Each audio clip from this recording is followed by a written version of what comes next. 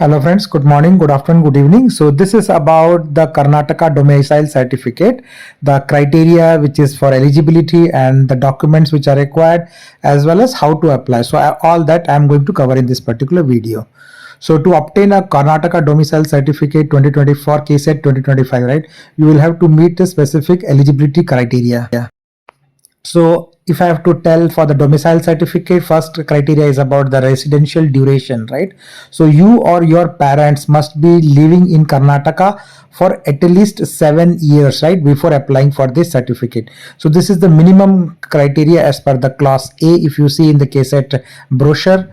And second is about the educational requirements, that you must have studied in Karnataka for minimum 7 years, right, or completed your 10th or 12th, right? So 7 years including 10th or 12th exam in Karnataka, right? That is from your standard perspective for eligibility.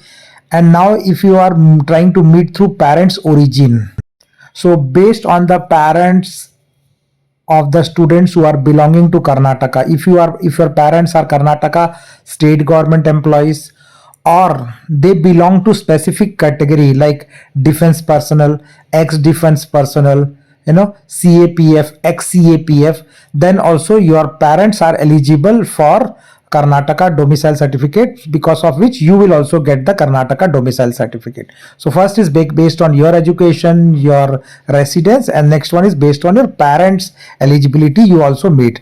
So I'll make another video of the detailed class wise parents eligibility from the classes D onwards to O, right? So if you are now eligible for this, then the next is the documents required. So your proof of residence is required, right? So which is ration card, voter ID card, Aadhaar card, or electricity bill. Any of those you can submit as a proof of residence. And if you are of a minor, this applies to your parents.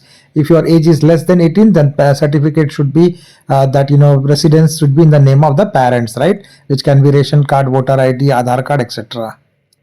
Next is the proof of education in Karnataka, then school certificate showing that you have studied in Karnataka for at least 7 years, that is required. Next is the identity proof, then any of your Aadhaar card, PAN card, or your passport is sufficient to prove your identity. Now fourth document is like your parents employment certificate, if they are if applicable, right? So for government employees, a certificate showing that they work in Karnataka.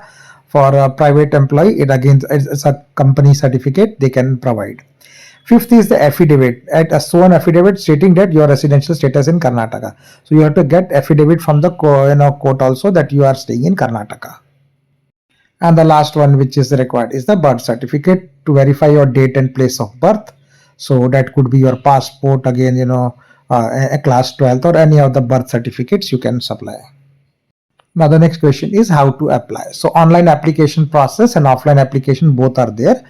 So if you are in your own district, applying from online, right, then you have to visit the Seva Sindhu portal, right? So if you Google Seva Sindhu portal, you will get the link here for registering and login.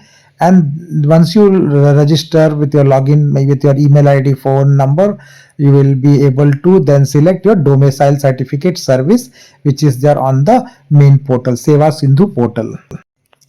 After that, you will have to fill your complete application with the upload the documents which I have just mentioned here in the previous thing, and then you have nominal fees is there for applying for it, so you have to pay that required fees, and then you have to submit the application, and the acknowledgement number will be generated, so that you will have to keep handing for all the other correspondence on the online application.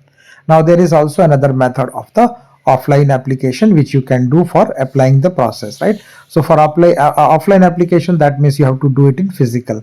So visit your local taluka office, or it's called Nad Kachehari, right? So you have to visit their local taluka office, Atalji Jan Snehi Kendra, or it is also called, or district revenue officer.